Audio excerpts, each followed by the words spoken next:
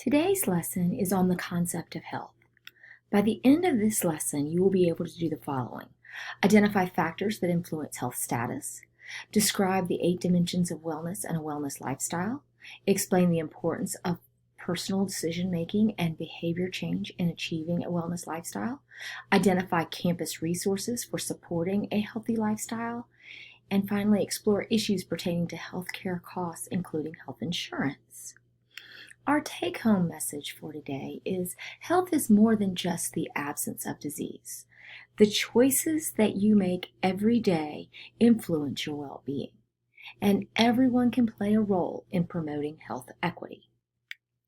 So what is health? Health is a complex concept. Coming up with one universally accepted definition may be an impossible task. One of the most universally accepted definitions of health is the one developed by the World Health Organization. It states that health is not merely an absence of a disease or infirmity, but a state of complete physical, mental, and social well-being.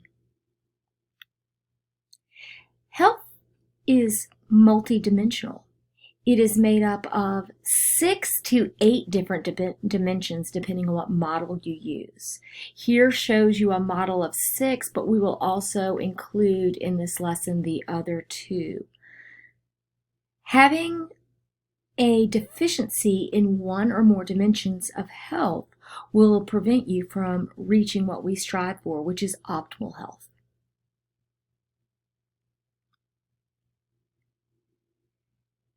Now that we know that health is multidimensional, we can discuss how each dimension plays a role on our level of wellness. The image illustrates that health and wellness are on a continuum. On one end of the continuum is low level of wellness, where you feel malaise or illness, and at the other end is high level of wellness, where you experience vital, meaningful life. The middle of the continuum represents average health, which can be defined as the absence of disease symptoms. The intertwining lines illustrates the multidimensionality of health. To achieve the highest level of wellness, one would need to have optimal health in all dimensions. To further complicate individual health status, we need to explore the impact of social factors on wellness. Some examples of these social factors that we should consider are the impact of trauma, poverty, unemployment, incarceration, discrimination, and other social circumstances that can contribute to one's level of wellness. These factors make it hard for people to fully participate in the economic, social, and political aspects of our society. When a group of people are prevented from fully participating in society, we say they are being marginalized. Being a part of a marginalized group can have negative impact on the well-being of members of that group. We need to improve upon the social factors that contribute to poor health so that all communities have equitable opportunities to achieve optimal health. Emphasis is needed to be placed on improving the systems that can create the social stratifications in the first place. Health equity is defined as every person having the opportunity to attain their full health potential, and no one is disadvantaged from achieving this potential because of a social position or other socially determined circumstance.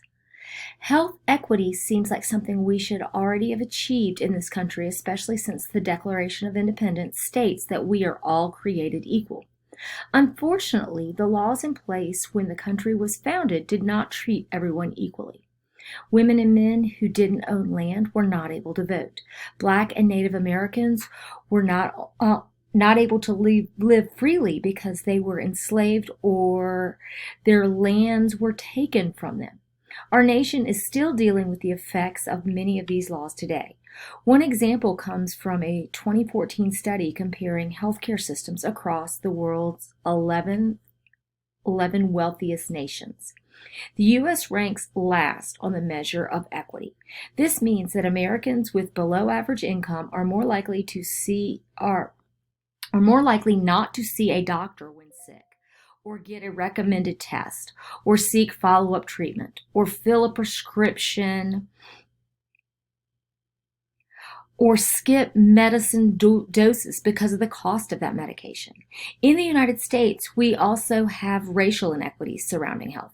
Just to provide one example, according to the CDC, 700 women die each year as the result of pregnancy or its complications.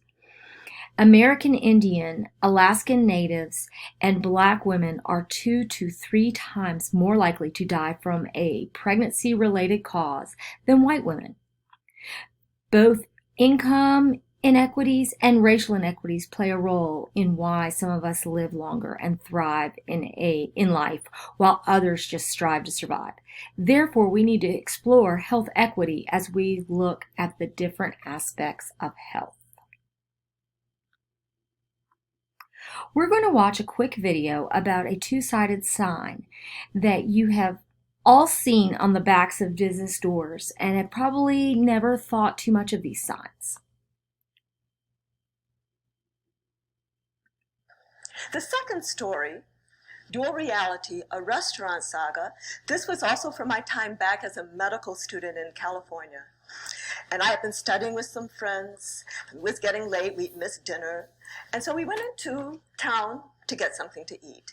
And we walk into a restaurant and we sit down, we order our food. Our food is served and here we are eating. And that's not remarkable. Many of you have had that experience. And I wouldn't have thought anything more about it or be talking about it today, except that I looked up and I noticed a sign. And that sign was provided me a profound insight about racism. So what did the sign say? The sign said open. Now, I could have thought nothing more about that, right? I was sitting at the table of opportunity, eating, with a sign that proclaimed open to me. But because I knew something about the two-sided nature of those signs, I realized that in fact, people who were hungry but just a few feet away from me on the other side of the sign would not be able to come in because in fact now the restaurant was closed due to the hour. And I realized that racism and other systems of inequity structure open-closed signs in our society. And it's important for us to know something about the two-sided nature of these signs. It's important for us to understand how these signs, how racism and all of the other isms create a dual reality, where on one side, people who are in the side, for any of us, it's difficult for us to recognize any system of inequity that is privileging us. So, for example, it's difficult for men to recognize male privilege and sexism. It's difficult for white people in this country to recognize white privilege and racism. It's difficult for all Americans to recognize our American privilege in the world context. Yet, for those on the other side of the sign, they are very well aware of the two-sided nature of the sign. Because it's proclaiming close to them, and yet they can see through the window and see that people are eating on the other side. So back inside the restaurant, I understand that people might ask, does racism really exist? Is there really a two-sided sign? Because in fact, it's hard to know when all you ever see is open. It's a privilege, in fact, not to have to know about the two-sided nature of the sign. But once you do know, you can act. You don't have to act, but you can choose to act, and the knowledge about racism and its continued existence and profound impacts on the health and well-being of the nation is actually empowering. The third of my, let me just, before I get off of that, now provide you with a definition of racism that evolves out of this understanding. And I'm really clear that racism is a system. It's not an individual character flaw or a personal moral failing or even a psychiatric illness, as some people have suggested. But it's a system of power. And a system of doing what? It's a system of structuring opportunity and of assigning value. And on what basis is that opportunity structured? And on what basis is that value assigned? It's based on the social interpretation of how we look, which is what we call race. And what are the impacts of this system of power? Well, it unfairly disadvantages some individuals and communities, but it doesn't take very long to recognize that every unfair disadvantage has its reciprocal unfair advantage, so that it's also unfairly advantaging other individuals and communities. And then even as it's unfairly disadvantaging or advantaging individuals and communities, this system is sapping the strength of the whole society through the waste of human resources. After seeing this clip, can you explain what Dr. Jones meant by dual reality? Depending on the side of the door you are on, you are either seeing open or closed. Open meaning you would be able to eat, and closed meant you are not allowed to come in and were being denied food due to the hour of the day and that the restaurant was closed. How did being on the inside benefit the speaker? Dr. Jones was able to benefit from being able to eat as she was sitting inside the restaurant before it closed. To think about this in a different way, the people inside the restaurant are privileged or included in society and receiving benefits, while the people outside are being excluded from those benefits or marginalized. How was racism defined in the video? Dr. Jones defined racism as a system allowing for opportunity and assigning value based on how someone looks.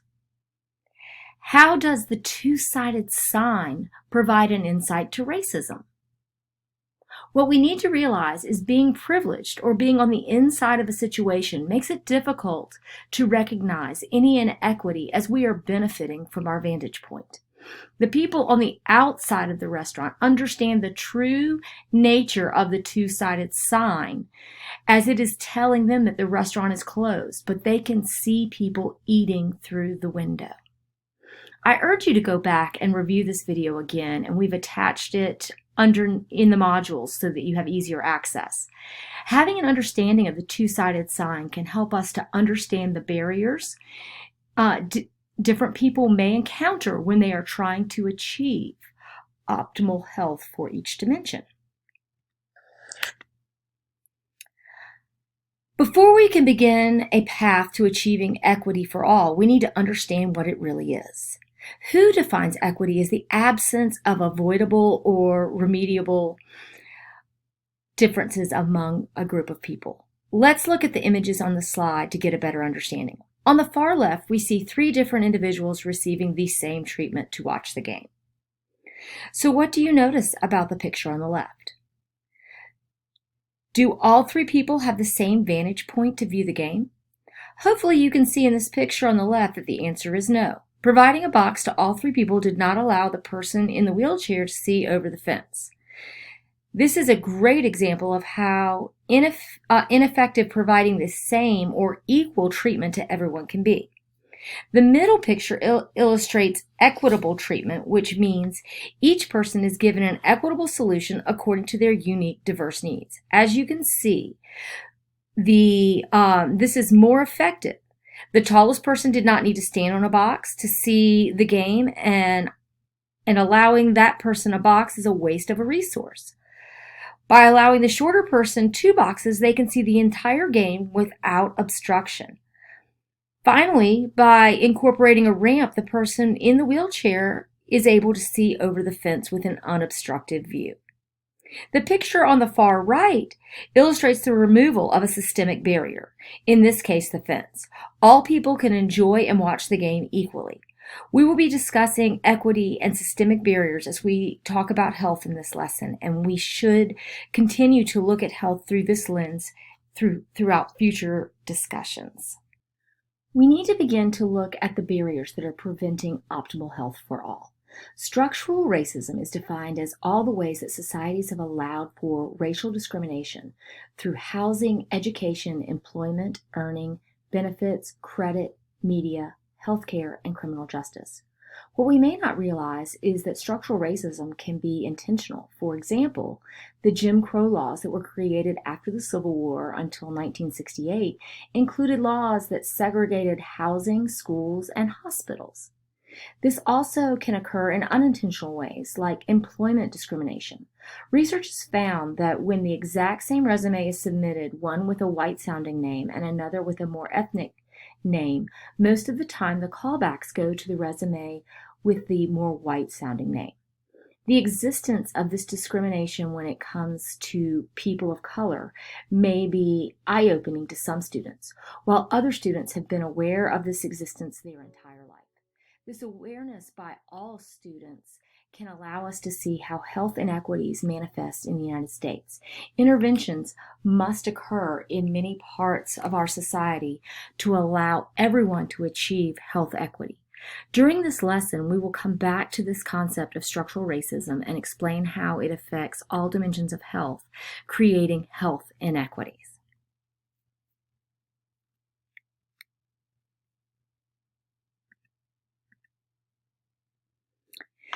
Most of us think of health in terms of physical health, which includes physical fitness, proper nutrition, adequate sleep, and a minimum exposure to physical abuses like smoking. The physical dimension looks at one's ability to perform activities of daily living, or ADLs. This seems simple enough, but let's consider some of the factors that can prevent us from achieving optimal physical health.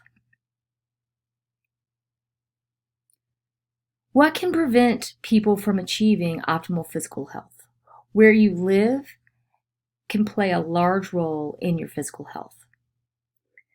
For example, with physical fitness, do you have sidewalks in your neighborhood? Is there a playground for children? Is your neighborhood safe to be outside? Living in a food desert limits access to nutritious food. This is further compounded if a person does not have a car or an easy access to public transportation. Without access to a grocery store, individuals must rely on what they can purchase in a convenience store or in fast food restaurants. Adequate sleep. Is your sleep interrupted by sirens, gunshots? Are you afraid to sleep due to ICE raids? Are you working multiple jobs and sacrificing sleep? Smoking or vaping. Do you smoke or vape? What are the habits of your friends and family? Even as a non-smoker, constant exposure to secondhand smoke is detrimental to your health. These barriers to optimal physical health can lead to chronic diseases such as type 2 diabetes, cardiovascular disease, pulmonary or lung disease, and cancer, just to name a few. Let's look at the impact of COVID-19. People of color have more symptoms, adverse health effects, and mortality due to the fact that many are essential workers that are put at a higher risk to contract COVID-19. Health inequities play a role as people of color have higher rates of chronic disease. Finally, access to health care and health-seeking barriers cause people of color to seek treatment at later stages in the progression of COVID. This all relates back to barriers for achieving high levels of physical health. Social health is another dimension of health that refers to one's abilities to interact with others. The capacity to have a broad social network and maintain satisfying interpersonal relationships with family, friends, and partners is integral. This dimension requires us to be able to adapt in various social situations and to be able to give and receive love. We need to consider the following barriers that prevent individuals from achieving optimal levels of social health. Isolation, not feeling like you fit in with a group based on your race, culture, sexual orientation, or physical or mental disability. Bullying, whether this is in person or cyberbullying. Abuse or neglect in the home can cause an individual to have a fear of love. This could mean that they struggle to love themselves or cannot recognize the signs of an unhealthy relationship. Communication. Failure to communicate respectfully via verbal and text. Miscommunication, language barriers, or failure to understand specific nuances of the nonverbal communication. This also includes microaggressions. We need to probably define this so we're all on the same page here. A microaggression is everyday verbal or nonverbal and environmental slights and snubs or insults, whether intentional or unintentional, which communicate hostile, derogatory, or negative message to target persons based solely upon their marginalized group membership. I will provide a couple examples for you. Questioning someone's membership status, such as, "You don't look disabled," or "You don't seem that gay to me." Assuming people are foreign or don't speak English well because of their appearance. And a third example is commenting on someone being unintelligent or smarter than average based on their appearance or accent. Another thing we need to consider with as barriers to optimal social health would be the lack of social support networks that are able to promote or maintain health. Do your friends, family, partner have healthy lifestyles? Are they health literate?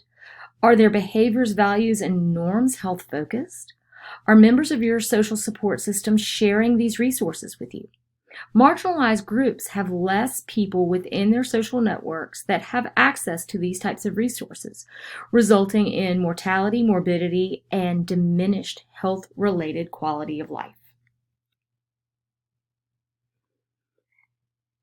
The emotional dimension of health includes self-esteem, self-confidence, trust, and love. It requires individuals to assess a situation, determine the appropriate emotion for the situation, and to express this emotion in a healthy manner. It involves the recognizing of problems and how to cope with these problems in a healthful way. We need to consider the following barriers that prevent individuals from achieving optimal levels of emotional health. Prolonged stress can affect one's ability to effectively cope with their emotions. Let's take, for example, a parent that is an essential worker during COVID-19. They are balancing the stress of their job, potential infection with the virus for themselves, or bringing it home to a family member. At home, they must monitor/teach their children who are now learning remotely for the first time and may not be old enough to stay at home alone while the parent works. This parent may be tired and overwhelmed from work and not as patient with their children, so they're already not coping well. Now let's add to this stress the death of George Floyd and the explicit bias towards people of color. The video playing over and over in the news is a constant reminder that this parent could be stopped for any number of reasons on the way home and not make it home to their children. It is important to understand bias, and I will define and provide examples of both explicit and implicit biases. Explicit bias is the attitudes and beliefs we have about a person or a group on a conscious level. Feeling threatened by another group and delivering hate speech as a result. Implicit bias is attitudes or stereotypes that affect our understanding, actions, and decisions in an unconscious manner, activated by involuntarily, unconsciously, and without one's awareness or intentional control. So, for example, non-white patients receive fewer cardiovascular interventions than their white counterparts in healthcare settings and even when they are complaining of the same exact symptoms. People of color and those that identify as LGBTQ are more likely to experience extreme stress. This also can impact the safety of the individuals, again, creating prolonged stress and keeping them on high alert. Fear of employment discrimination can cause individuals to struggle with whether to use their real names on resumes and in fear of not receiving a callback based on the implicit bias associated with an ethnic-sounding name.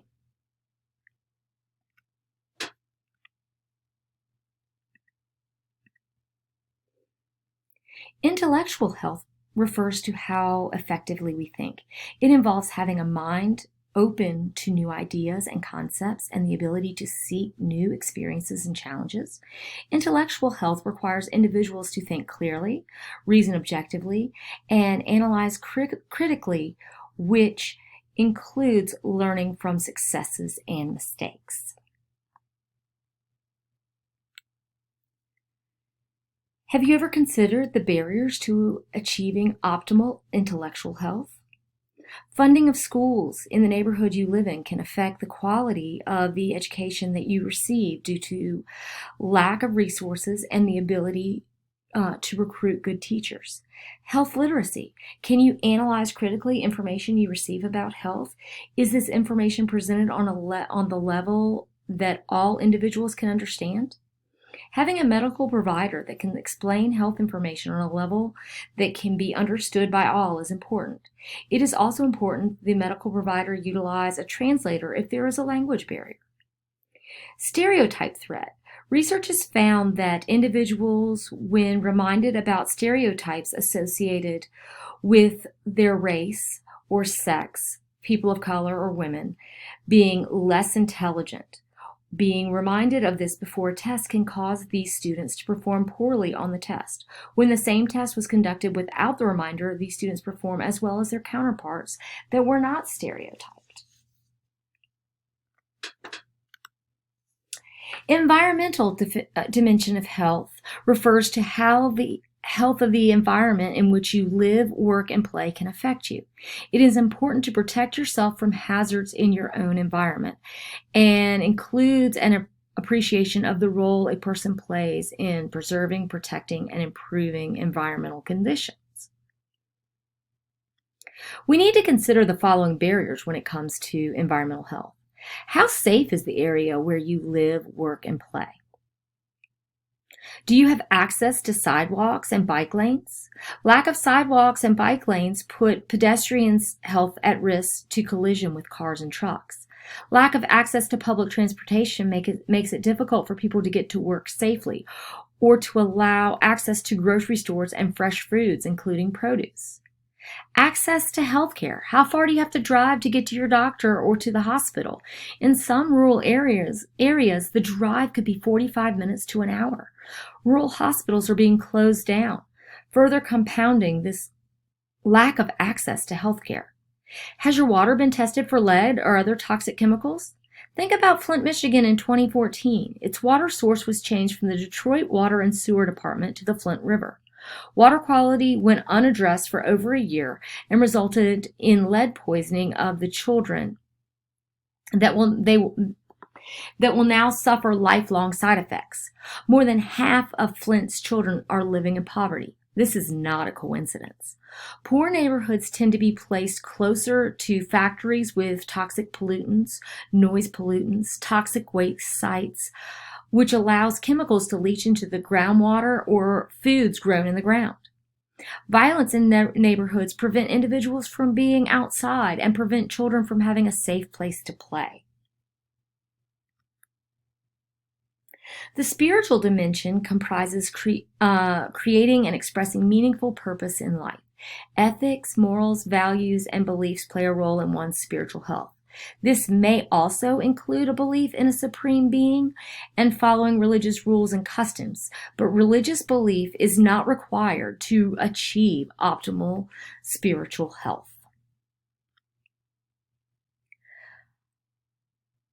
From a religious perspective, there are many barriers to optimal spiritual health. The United States is founded on freedom of religion. However, we see a lot of discrimination around religion. Anti-Semitism, Islamophobia are good examples of religions that have been and continue to be discriminated against. Within one's own religion, there is evidence of discrimination against the LGBTQ population, as some religious groups view this as a